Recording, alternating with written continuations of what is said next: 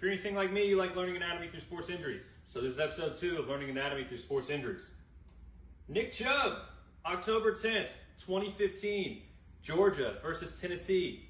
On his first carry of the game, Nick Chubb takes a run outside, kind of stumbles, gets tackled. Couldn't see it well there, but thankfully CBS got a really good angle on it here.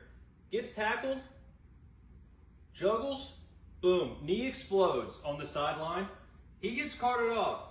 That's not good. What's involved here for Nick Chubb? His knee, his left knee specifically. Remember that for later. Now, the knee is also the tibiofemoral joint because the tibia and the femur come together to form the knee. What's surprising here is that everything else was torn for Nick Chubb besides the ACL, but why? Let's think why.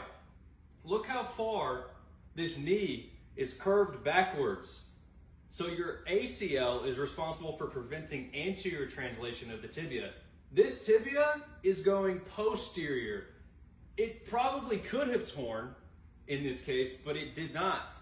So what happened with Nick Chubb? What did he do? He returned the next year, still at Georgia, and he actually turned out to be the second all-time rusher at Georgia and in the SEC altogether. And then he got drafted by the Browns 35th overall in 2018.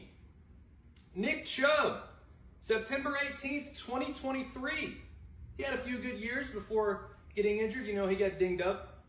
Against the Steelers. You can't really see what happens here. ESPN did not show a replay of that. Let's run it one more time.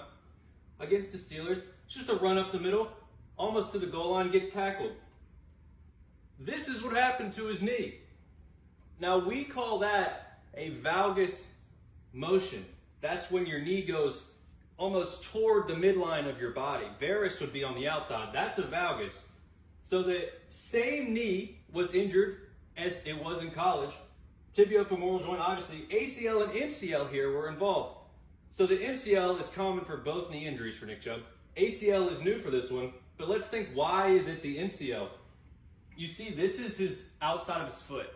That's like his pinky toe on this side. So if his knee is going away from his pinky toe into a valgus, the MCL on the inside of your knee is getting stretched because it's trying to hold the inside of your knee together. So it's getting stretched, and obviously it can't withstand a stretch like that, so it explodes, and the ACL is commonly associated with MCL tears. So what happened for Nick Chubb in the NFL? Well, he took a little bit longer to rehab this one. That was week 2 in that injury, and he returned week 7 for the Browns next year. But he's a 4-time consecutive Pro Bowler. He's also an All-Pro, second-team All-Pro.